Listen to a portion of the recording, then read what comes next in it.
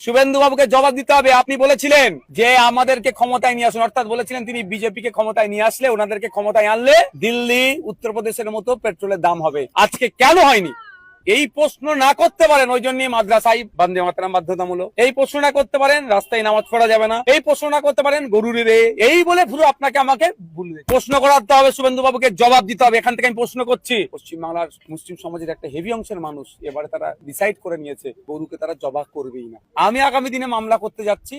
14 বছরের পরে বলছি জবাব করা যাবে, হত্যা করা যাবে, তো টোটালি হত্যা করা যাবে না, এক্সপোর্ট করা যাবে না। ও এখানে খেলে অপরাধ, আর বিদেশের মানুষ খেলে সেটা অপরাধ নয়, কামাচ্ছে।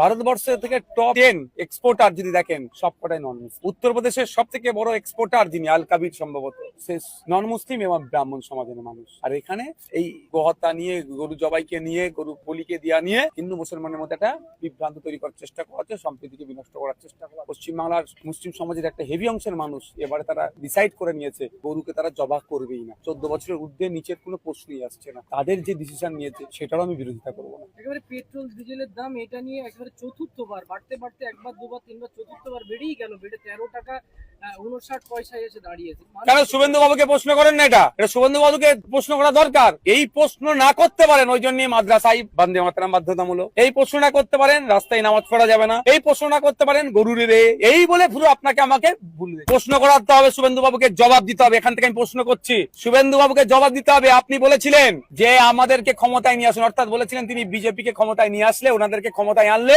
দিল্লি উত্তরপ্রদেশের মতো পেট্রোলের দাম হবে। আজকে কেন হয়নি?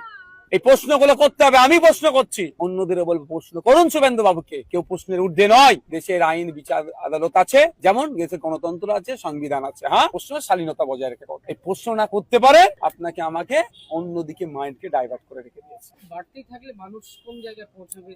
মানে এর কোনো সুরাহা মিলবে বলে মনে হয়? হিন্দু খাতরে মে হ্যাঁ বলে তো ভোটটা চেয়েছে। হিন্দু ভাইদের কি খাতরা থেকে উদ্ধার হচ্ছে? যে আমার সমাজের হিন্দু ভাইরা খাতরা থেকে উদ্ধার হতে গিয়ে 113 টাকা পেট্রোল কিনতে হয়, আমার নওশাদ সিদ্দিকীর কষ্ট হবে না। কারণ আমার অন্তত হিন্দু ভাই আমার সমাজের খাতরা থেকে উদ্ধার হোক না।